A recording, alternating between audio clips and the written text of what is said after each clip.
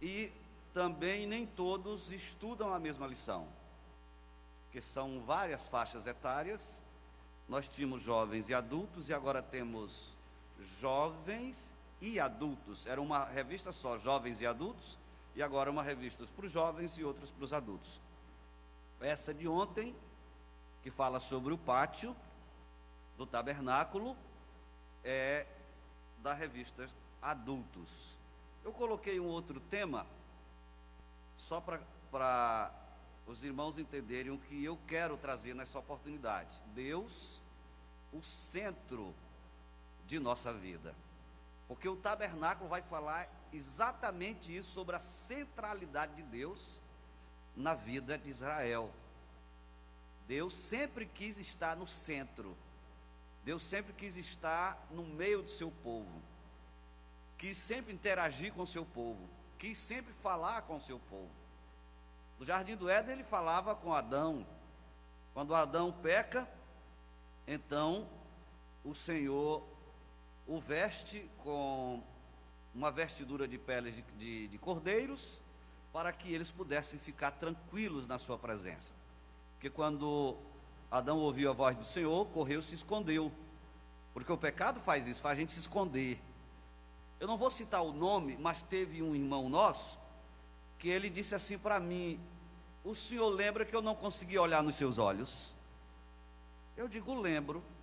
Mas Deus nunca me revelou o pecado daquele irmão. Que às vezes Deus revela. Não é assim? Às vezes Deus não revela. Mas Deus nunca me revelou o pecado daquele irmão, irmã Maria Alencar. Eu achava que o irmão não gostava de mim. Viu, irmão Valber? Eu achava que o irmão não gostava de mim, que ele tinha uma aversão a mim. Por isso que ele não olhava nos meus olhos. Eu dizia para o Benício: esse irmão não gosta de mim. Ela dizia, por quê? Ele não olha nos meus olhos. Quando a luz dos meus olhos dá na luz dos olhos dele, ele tira a vista.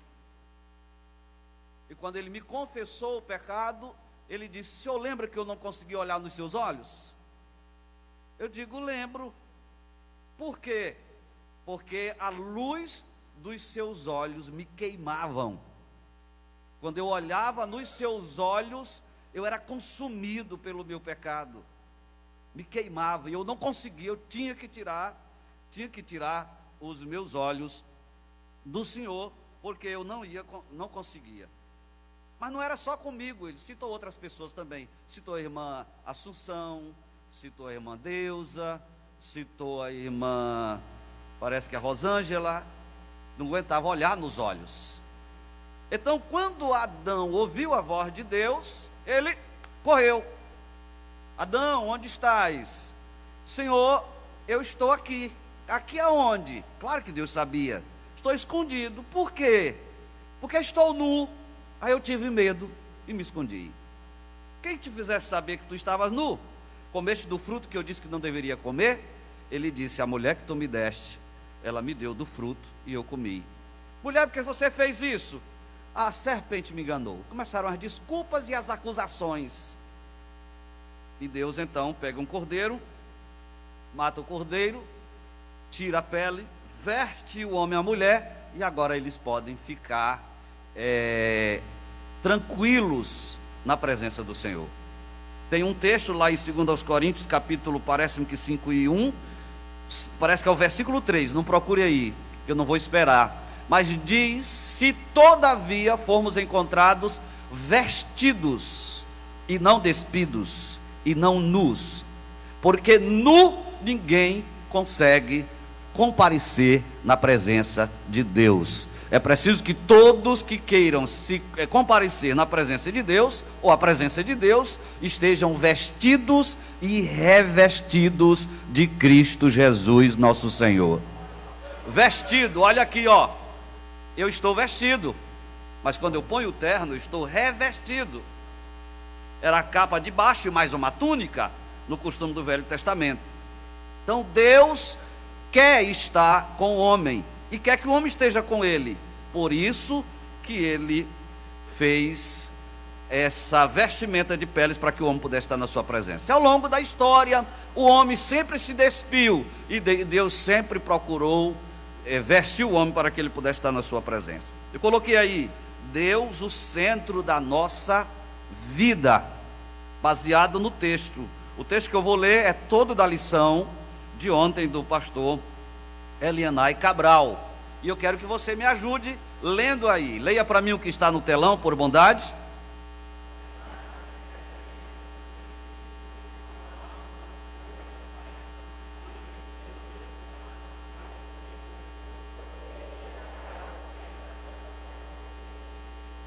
O grande símbolo espiritual para Israel era o tabernáculo. No tabernáculo, Deus habitava. É claro que Deus não habita em casas feitas por mãos humanas, mas simbolicamente Deus estava ali. A presença da arca era um símbolo da presença de Deus. É tão forte que quando Josué disse: na hora que os sacerdotes que levam a arca da aliança, símbolo da presença de Deus, tocarem com a planta dos seus pés nas águas do Rio Jordão, as águas se abrirão e o povo passará a pé enxuto. Moisés tinha certeza, Josué tinha certeza que as águas obedeceriam à presença sacrossanta do nosso Deus. E isso aconteceu. Sacerdotes tocam os pés na água e as águas se abrem e o povo passa a pé enxuto. Então o tabernáculo era a centralidade de Deus no meio do seu povo. Então Deus habitava ali. E Deus esperava que a nação reconhecesse isso. Assim como Ele espera que nós também reconheçamos que Ele quer estar no nosso meio. Cada imagem, cada peça do tabernáculo revela um valor espiritual edificante concernente à obra expiatória de Jesus. Tudo era símbolo. O altar de bronze, a pia onde os sacerdotes se lavavam, o altar de incenso, o candelabro, a mesa dos pães da proposição, a arca da aliança, as estacas que eram de madeira de acácia, uma madeira cheia de nó, difícil de ser trabalhada, mas que foi tão bem trabalhada por Aholiabe e Bezaliel, que foram capacitados por Deus. Deus pega a capacidade dele, a lição anterior fala disso, ou é a que vem, da capacidade deles, que é revestida pela autoridade do Espírito Santo. Aí eles pegam aquela madeira de nó, madeira difícil, mas madeira importante, trabalha tão bem trabalhada e cobre aquelas estacas com cobre, as outras lá mais de dentro, as colunas eram de ouro. Tudo tem significado, tudo apontando para o Senhor Jesus Cristo. Era simplesmente Deus dando uma lição, digamos assim. Me ajudem aí os professores, dando uma lição como a ceia, encenada, semelhante à ceia, para que Israel pudesse compreender o que Deus queria ensinar para os tempos vindouros, que era a vinda do Senhor Jesus Cristo. Então tudo apontava para a obra expiatória de nosso Senhor e Salvador Jesus Cristo. Leia aí para mim, por bondade, o que está escrito.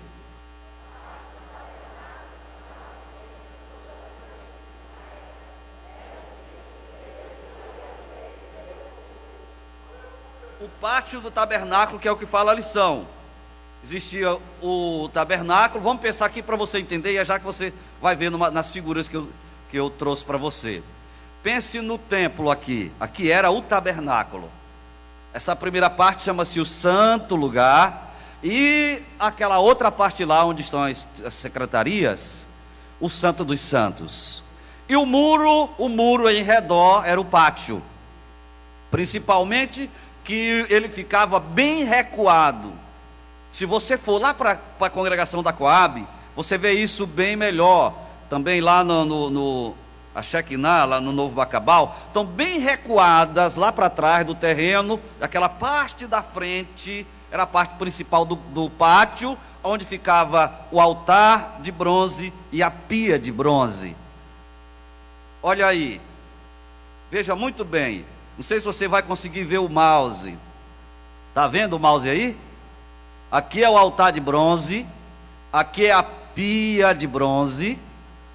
Os sacerdotes se lavavam aqui antes de entrar aqui no santuário.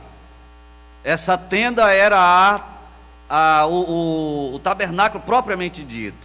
A lição de ontem falou sobre essa parte externa aqui, essas colunas com as cortinas que faziam o muro ou a parede de separação do externo, da parte externa. Então aqui nós temos o tabernáculo no todo, incluindo o pátio, dentro do pátio o altar de bronze, repito, a pia de bronze, e aqui dentro nós tínhamos o candelabro, a mesa dos pães, o altar de incenso e a arca da aliança. Você vai ver mais perfeitamente aí, está melhor aí. Olha aqui a tenda ou o tabernáculo propriamente dito. Está aqui o pátio onde eram oferecidos os sacrifícios. Está aqui as colunas, que era de bronze. Não é de bronze aí? Que era de... Hein? As bases de bronze e as colunas. Também, não era não? E está aqui a porta de entrada. Isso tudo eram cortinas. A porta de entrada eram as cortinas. Vê se você vê melhor agora. Está aqui a planta. Aqui está todo o tabernáculo, todo. Para você ver aqui. Está aqui a porta de entrada. Essa porta bem aqui. Essa porta bem aqui é essa aqui. Bem aqui à direita. Está à sua direita também, tá? Não está? Bem aqui. Aqui está o altar. Aqui está o lavatório, que é a pia de bronze que eu falei. Tudo isso aqui é o pátio. Tudo isso aqui é o pátio. Bem aqui tinha uma porta de entrada para o lugar santo. Está aqui a mesa dos pães. Está aqui o candelabro. O altar de incenso que ficava logo no véu. Lembra do véu que se rasgou de alto a baixo? Foi esse véu bem aqui. Ele era espesso, muito grosso. Parece que tinha 10 centímetros de largura, de espessura. Um homem não conseguia rasgá-lo de baixo para cima. Faça um cálculo de alto a baixo, de baixo para cima, de cima para baixo. Quando Jesus morreu, esse véu rasga-se assim, ó, de cima para baixo, mostrando que agora eu e você poderíamos entrar na presença de Deus ou na sala do trono por Jesus Cristo. Aleluia. Glória a Deus. Quando passava o véu, estava a arca da aliança. Aqui era o lugar santíssimo. Nesse lugar aqui, só entrava o sumo sacerdote uma vez por ano, com sangue da expiação e tirando brasas do altar de bronze, para botar no seu incensário. Ele não poderia entrar aqui com fogo no incensário que não fosse desse altar. Se ele entrasse aqui com seu incensário sem ser desse altar, ele simplesmente iria morrer fulminado. Quando ele entrava aqui na arca, a arca era uma caixa, tá as medidas aí. Ela tinha dentro dela as tábuas da lei, as tábuas do testemunho da aliança. Era Deus dizendo: fiz uma aliança com o meu povo, de abençoá-lo, de prosperá-lo, de guardá-lo, de protegê-lo, de salvá-lo, e eu sou fiel à minha aliança. Está aqui as tábuas do testemunho. Paulo diz que ainda que nós sejamos infiéis, ele permanece fiel, porque ele não pode ser infiel.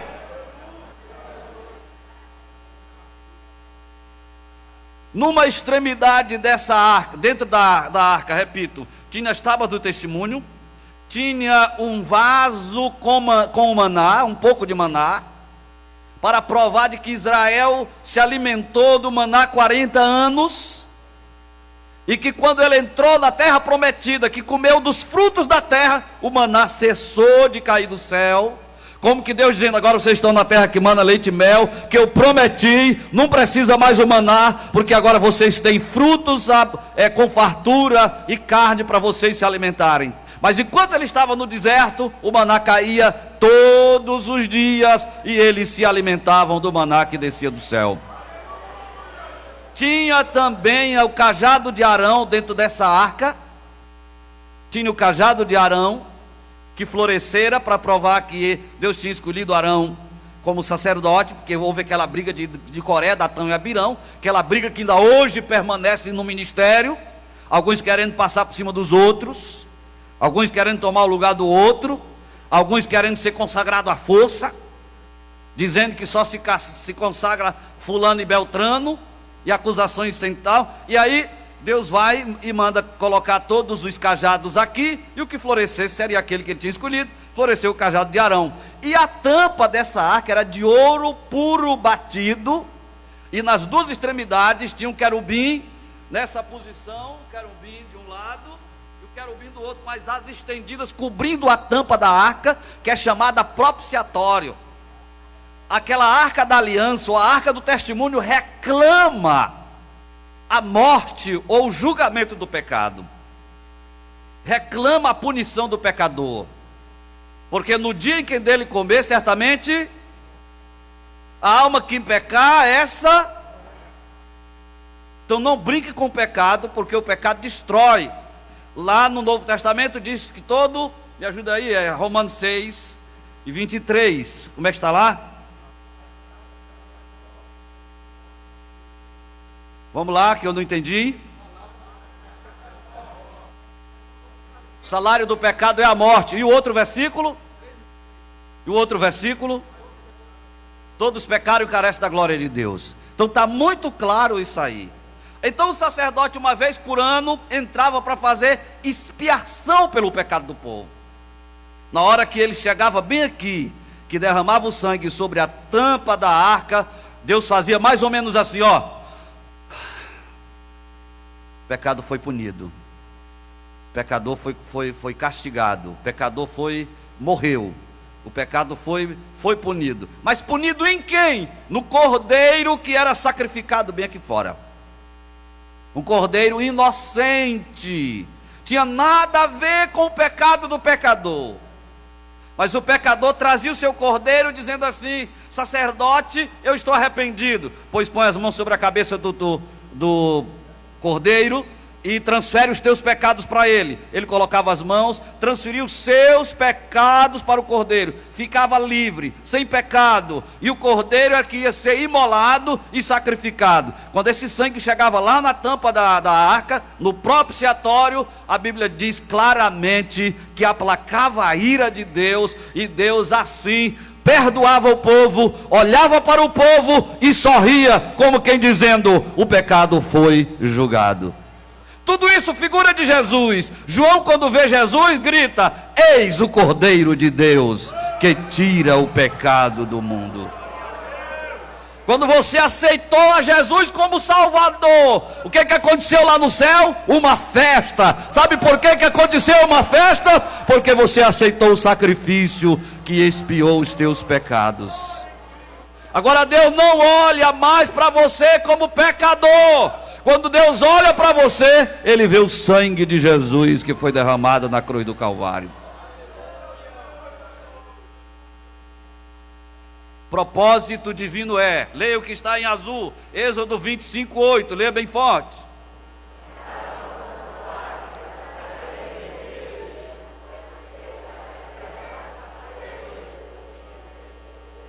E me farão um santuário, e habitarei no meio deles. O que o Senhor quer é habitar no meio de nós. Todas as vezes que eu chego aqui, que me ajoelho bem ali, uma das coisas que não falta nas minhas orações, nos meus pedidos: Senhor, esteja no meio de nós, Senhor, esteja conosco. Se o Senhor não estiver aqui, não tem sentido estarmos aqui. Se o Senhor não estiver aqui, nós não estaremos celebrando o culto. Se o Senhor não estiver aqui, isso é apenas uma reunião religiosa. Mas se o Senhor estiver aqui, a sua presença é fartura de alegria. Aleluia! A presença de Deus é o melhor lugar. E Ele quer estar em nosso meio. E me farão um santuário, e habitarei no meio deles. Aqui está expressa a vontade de Deus em ser o centro do seu povo, em estar no centro do seu povo, no meio deles. Façamos de tudo para o Senhor não retirar a sua presença do nosso meio. Façamos de tudo para o Senhor não retirar a sua presença da nossa vida, da nossa família. Quando eu morava em São Luís, aceitei Jesus como Salvador com meus 17 anos.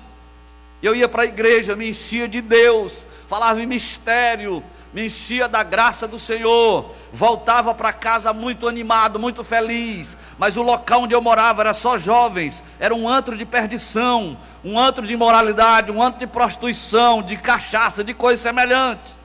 Quando eu ia chegando em casa, para mim que o Espírito Santo me dizia assim: jovem, entre só, porque eu não posso entrar nesse lugar. É claro que o Senhor não me abandonava, era um sentimento que eu tinha. Eu quero passar para você exatamente isso. Façamos de tudo para a presença de Deus não se afastar de nós. Façamos de tudo para o Senhor se agradar de nós, do nosso culto.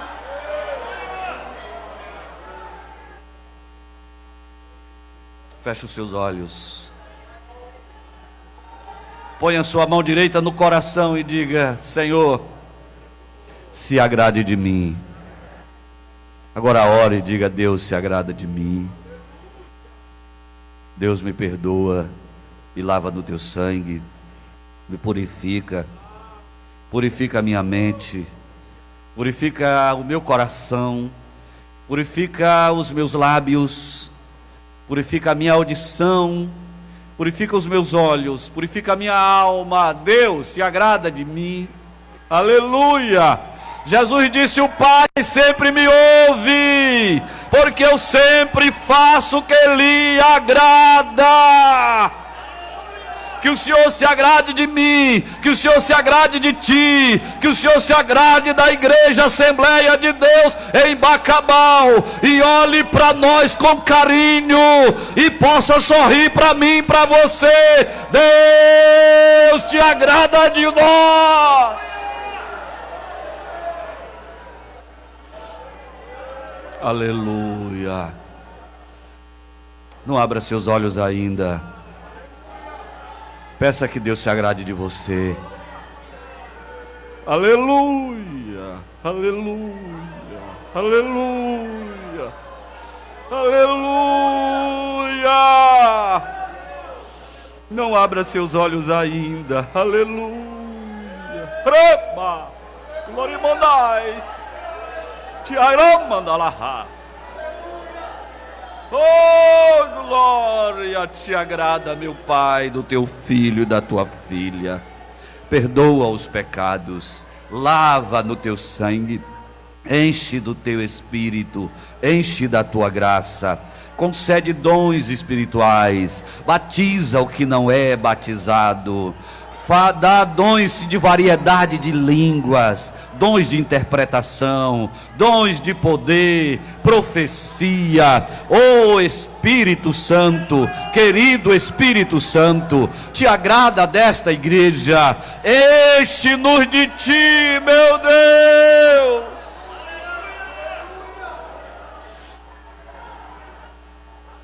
Aleluia, aleluia. E me farão, pode abrir os olhos, e me farão um santuário, e habitarei no meio deles. Irmãos, tem dia que a gente chega na igreja e já sente um cheiro de Pentecoste. Naquele dia a igreja veio para adorar. Naquele dia a igreja veio para sacrificar ao Senhor. E quando a igreja faz isso, Deus se faz presente. Lá no Salmo 46, o salmista vai adorando, vai adorando, vai adorando, vai adorando. E quando é no verso 10, é o próprio Deus quem fala: quietai, sabei que eu sou Deus. Quietai, saber que eu sou Deus. Serei exaltado entre as nações. Entenda isso aqui. Abre os seus olhos. A localização geográfica do tabernáculo, no centro do acampamento, revela exatamente a vontade de Deus em habitar no coração do povo. Isso me empolgou. É por isso que eu estou trazendo essa lição, que vocês estudaram ontem, não em todos. Você vai ver já como era que estava essa localização do tabernáculo. Bem no centro de Israel. Deus quer estar no centro da nossa vida, no centro da igreja, no centro da família, no centro da nação. A posição do exército de Israel em torno do tabernáculo. Leia o número 1 para mim, por bondade. De frente para a porta principal, de acesso ao tabernáculo. Estou repetindo para os que estão em casa. Quem era que estava de frente para a porta principal? Vou mostrar a porta principal para você não esquecer. A porta principal era quem? Essa aqui, ó. Vamos lá. Repete aqui para mim. Quem que estava bem na porta? Quem era? Judá, Issacar e Zebulon. Quantos mil soldados? 186.400 homens. O exército de Judá, o exército de Issacar e o exército de Zebulon estavam do lado do nascente, do lado do oriente, leste e oeste. Estavam no leste. Agora, quem estava atrás do tabernáculo, bem aqui atrás, ó, perto dessa fumacinha que você está vendo aí, que é um símbolo da glória de Deus. Quem estava lá, bem atrás, no oeste, leia para mim, aos fundos, do oeste para o ocidente, na retaguarda do pátio do tabernáculo, estavam as tropas de quem? Efraim, Manassés e Benjamim, que juntas somavam quanto? 108.100 homens. Está falando só dos soldados. Só dos soldados.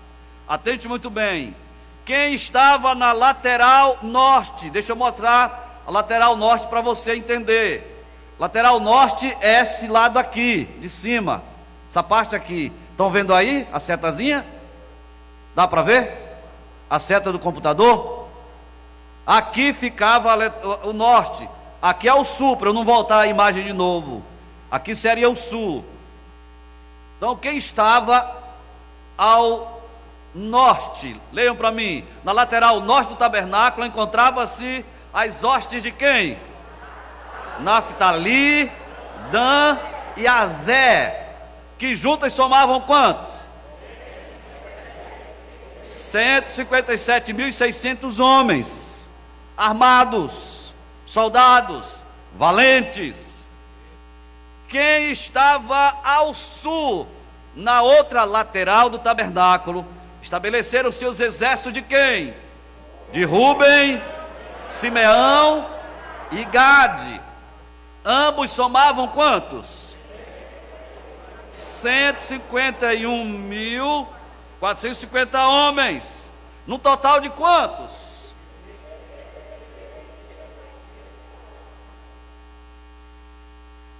603.550. Agora observe, vou botar a imagem para você entender. Esse pessoal todinho estavam acampados em ordem dada por Deus. 3 exércitos aqui, 3 tribos. 3 tribos ao sul, 3 tribos aqui e 3 tribos ao outro lado. Norte, aliás, leste, oeste, norte e sul. Juntamente com os exércitos, as suas tribos, mulheres, crianças e os homens de menos de 20 anos, porque esses aqui eram os de 20 anos acima. Agora vamos ver a lição que o pastor Elenay traz dessa disposição de Israel com relação ao tabernáculo. Leiam para mim, segundo pontinho aqui, vamos lá. Isso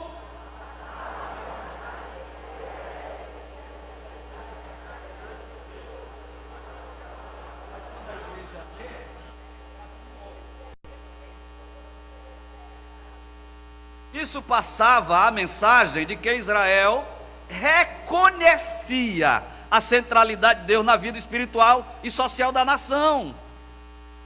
Olha, 3 tribos ao leste, 3 tribos ao sul, 3 tribos ao norte, 3 tribos ao leste, oeste, norte e sul, 3 tribos de cada lado, o tabernáculo bem no meio. Sabe o que Israel estava entendendo? Deus é o centro da nossa nação, Deus é o centro da nossa vida espiritual, Deus é o centro da nossa vida social.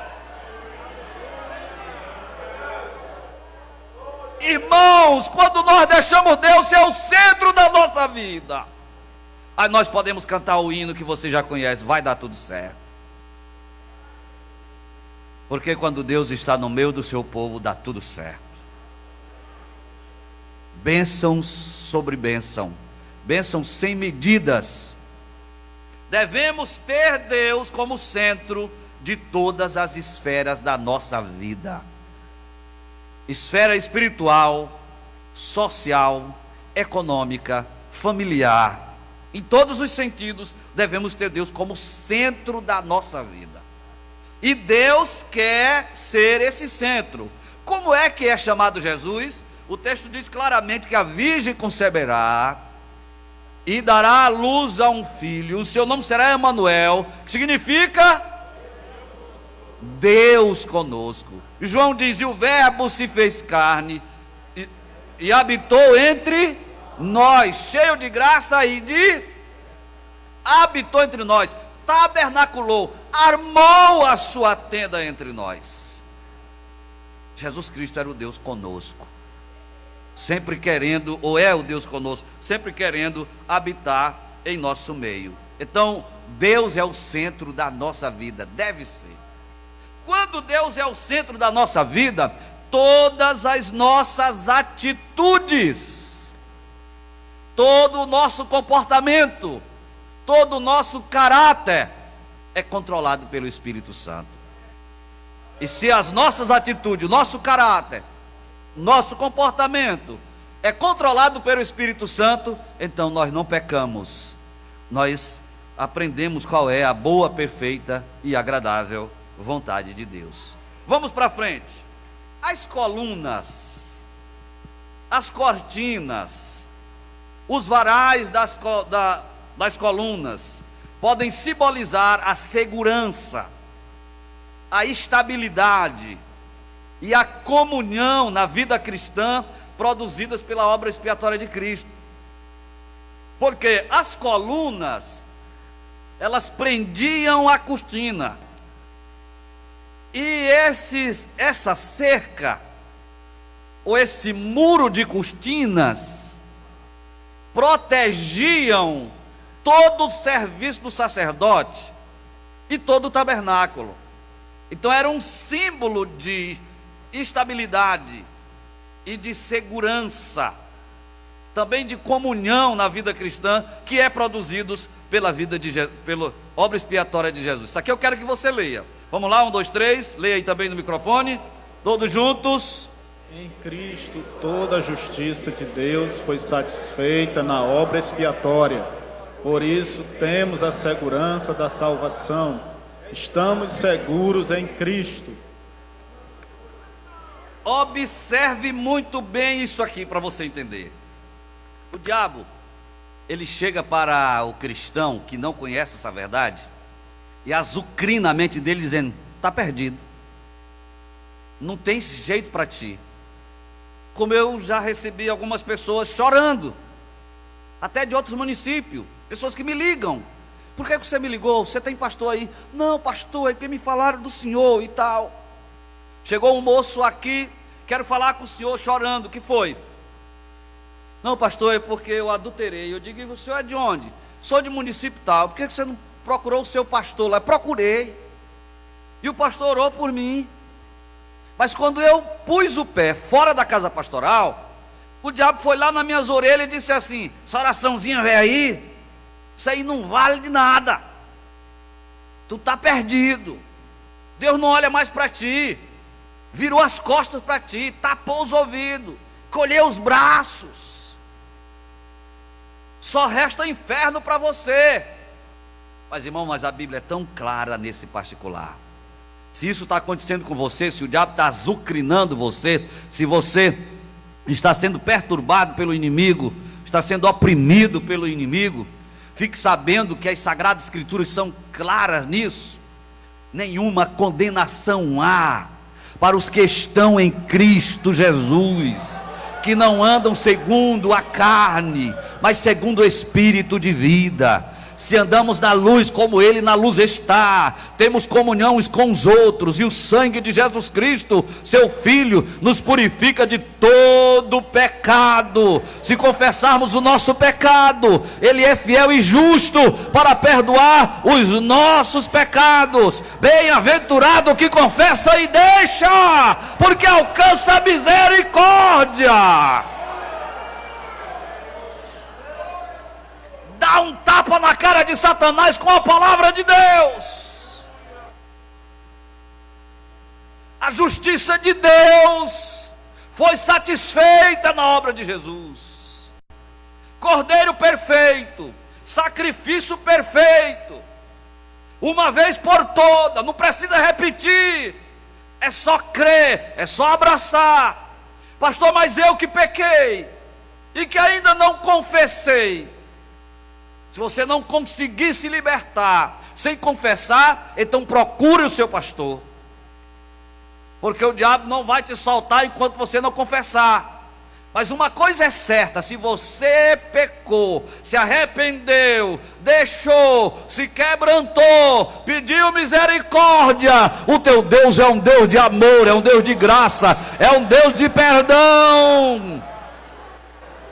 Se não for as misericórdias do Senhor, nós teríamos sido consumidos vivos. Mas o texto deixa bem claro que nós temos segurança da salvação pela obra de Jesus, porque quando Jesus morreu, o Pai agradou-se do seu sacrifício e por ele perdoa todos aqueles que se chegam a ele. Ele tem o ministério da reconciliação.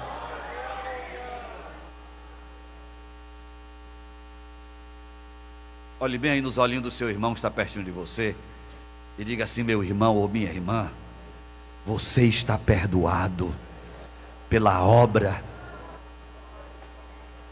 expiatória de Jesus.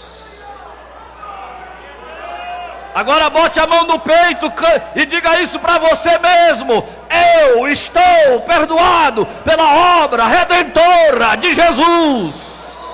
Livre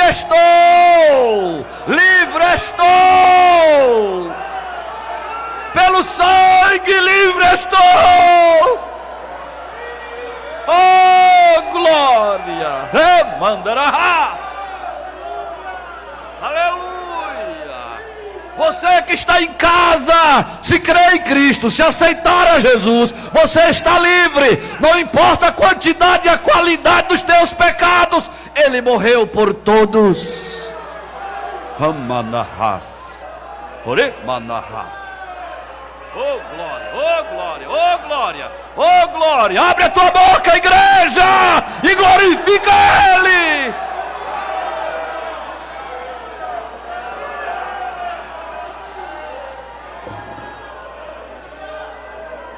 O diabo quer que você amargue o seu pecado. O diabo quer que você amargue a derrota. O diabo quer que você amargue esse sofrimento. esse trauma, esse pensamento de que pecou contra o Espírito Santo. Fique certo, se você tem medo de ter pecado contra o Espírito Santo, você não pecou, porque todos aqueles que pecam contra o Espírito Santo não se arrependem, não se quebrantam, não choram, não sentem medo, eles estão completamente endurecidos, empedernidos, coração e pescoço empedernido. Mas se você está achando que pecou, fique certo, você não pecou, e o Espírito Santo te trouxe hoje à noite aqui, te fez você conectar na internet, ligar a rádio para ouvir as boas novas da cruz de Cristo.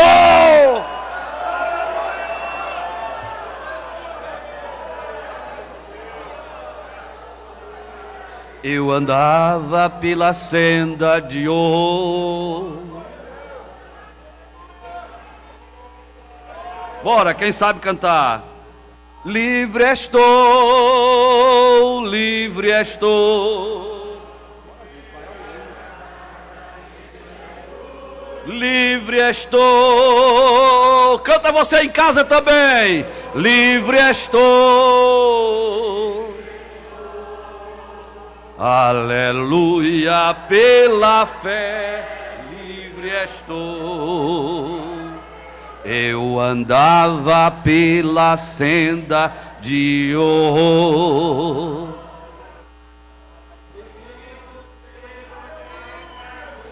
oprimido pelo pecado e temor.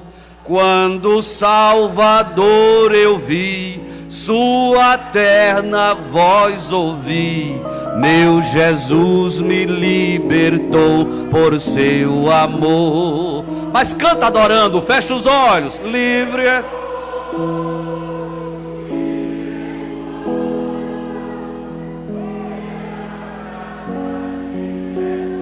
Era para ter um cantor em algum microfone por aí, mas não aparece, não sei porquê.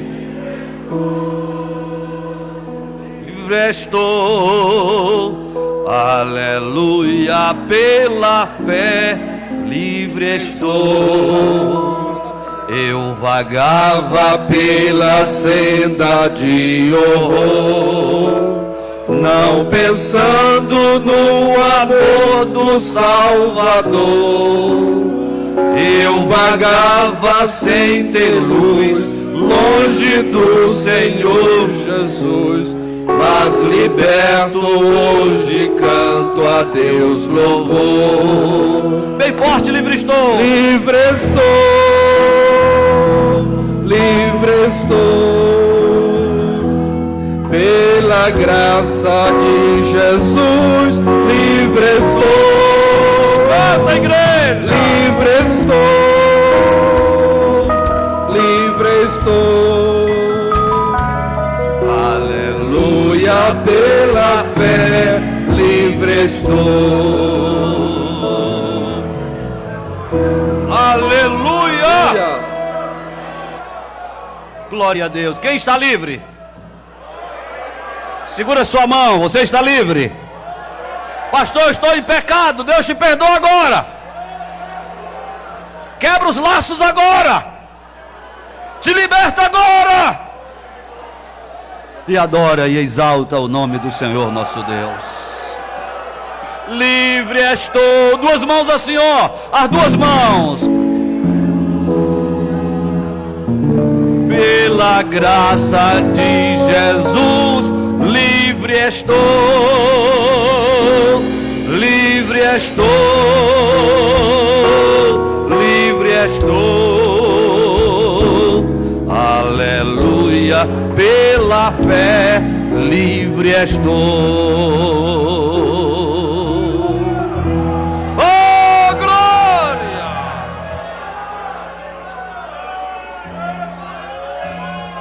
Aleluia! Vamos terminar. A expiação de nosso Senhor nos salvou, trazendo-nos segurança, trazendo-nos estabilidade e comunhão na vida cristã. Nós estamos livres de fato. Nós estamos seguros nas mãos do Senhor. Ninguém nos arrebatará das suas mãos. estamos guardados. Paulo diz que nós estamos escondidos em Cristo e Cristo em Deus. Eu sempre faço essa comparação, mas hoje parece que não vai dar. Tem uma harpazinha pequena aí? Alguém tem uma harpa? Eu geralmente faço isso. Tem uma harpa pequena aí? Observe bem aqui. Paulo diz que nós estamos escondidos em Deus, em Cristo e Cristo em Deus. Eles não estão querendo me dar uma harpa, já vi isso. Observe. Isso aqui serve. Aqui, ó. Você. Paulo diz que nós estamos escondidos em Cristo. Pronto. Aí diz que Cristo está escondido em Deus. Bem-aventurado que habita no esconderijo do Altíssimo. Aleluia. Você está protegido, guardado. Aleluia. A expiação de Jesus nos dá essa segurança. Leia para mim. A cerca de linho, leia bem alto para alguém ouvir em casa. A parte interna do pátio, separada pelo linho branco torcido, fala da santidade de Deus. Ali os sacerdotes ministravam os sacrifícios pelos pecados do povo. No local onde está a pia, onde está o altar de bronze, no pátio, antes de entrar no santuário, isso aqui é o pátio, mas já dentro das cortinas. Então essa cerca de linho, que é a parte interna do pátio, separada pelo linho branco torcido, fala da santidade de Deus, fala da justiça de Deus. Ali os sacerdotes ministravam os sacrifícios pelos pecados. Olha como é interessante. O pátio do tabernáculo revelava que o pecador não tinha acesso ao Deus Santo, senão por meio de quem? Sacerdote. Do sacerdote. Ele jamais entraria ali, se não fosse por meio do sacerdote. Pois é, Deus é santo e justo. Leia o resto. O homem carece de santidade e de justiça. Em Cristo o pecador é justificado e santificado para a salvação. Só quem pode justificá-lo e santificá-lo é Jesus. É Jesus Cristo. E foi Ele que você aceitou, foi Ele que você abraçou, é Ele que você ama. Então você está justificado, seus pecados foram perdoados. Você passou da posição de condenado para liberto, para livre. A sua pena foi paga, foi cumprida. Semelhante a alguém que cumpre a sua pena na cadeia. Quando ele sai, ele não é mais um criminoso, ele cumpriu sua pena. O Senhor Jesus cumpriu essa pena por mim e por você. A porta do pátio, uma tipificação do único caminho. Leia o resto para mim, por bondade. Para entrar no pátio do tabernáculo havia apenas uma porta. Esta porta dava acesso ao local sagrado onde Deus habitava. Observe que apenas uma porta. O que Jesus diz? Eu sou a... Ninguém entra a não ser por intermédio dele. Aí não tem Buda, não tem Meixo Sama, não tem quem você quiser mencionar aí. Só Jesus é a porta que conduz à salvação, que conduz ao pecado. Leia de novo para mim aí. Cristo é a verdadeira porta de acesso para todos os pecadores.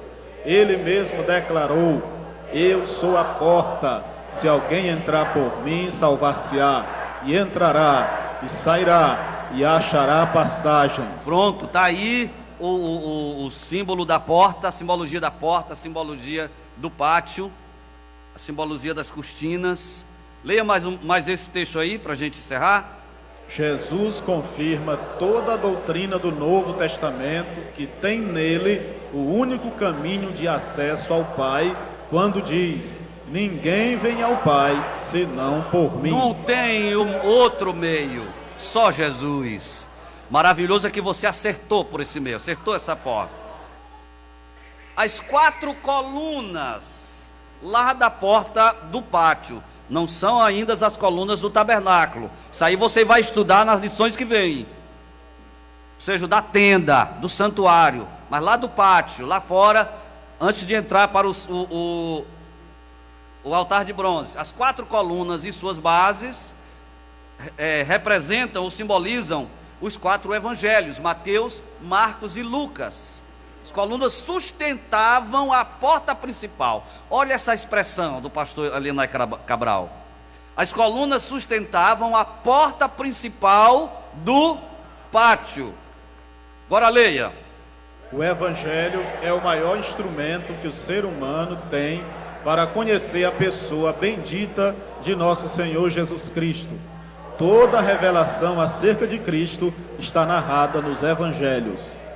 Toda a revelação acerca de Cristo nos Evangelhos. Não tem como você conhecer Cristo sem ser por meio dos Evangelhos, ou do Evangelho. Por isso que o Evangelho tem que ser pregado a toda criatura. Ide por todo mundo, pregar o Evangelho a toda criatura. Quem crê e for batizado será salvo. Quem não crê, está perdido, porque o único meio é Jesus. Você precisa crer em Cristo Jesus, nosso Senhor. E as cores da cortina de entrada? Eram azul, púrpura, carmesim e branco. Eu tentei aproximar as cores aí. O azul eu sei que está certo.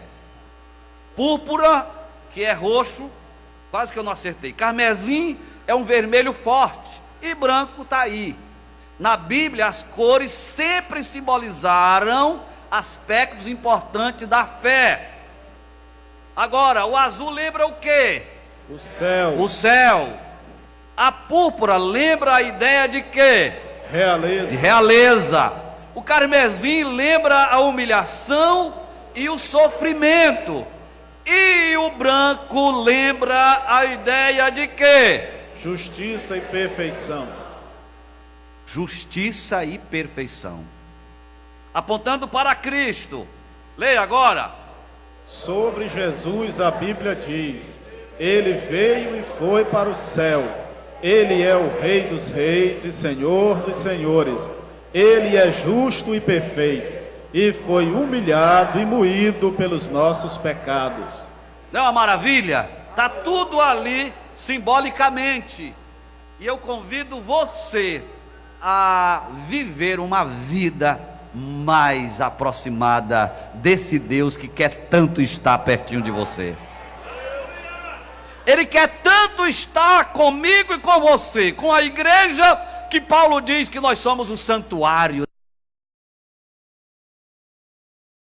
Espírito Santo. E o Espírito Santo que está em mim e em você clama constantemente, ou intercede constantemente por nós e testifica com o nosso espírito que nós somos o quê? Filho de Deus. Não é maravilhoso isso, meu querido? Feche os seus olhos, curve a sua cabeça. Pastor Nascimento, chega aqui, nos apresente a Deus, e o vocal se prepara para louvar ao Senhor. Oremos.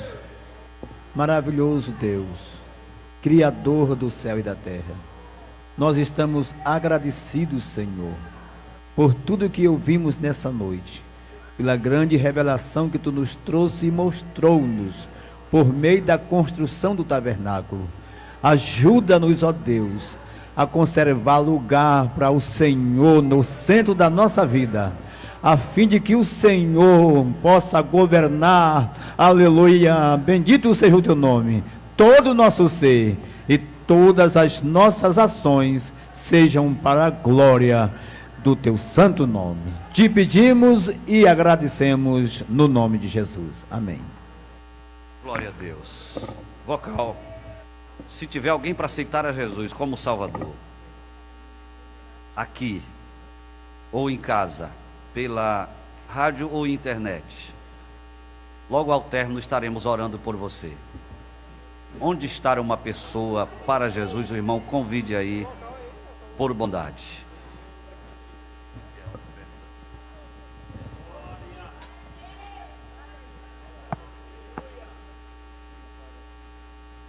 Aleluia, Jesus.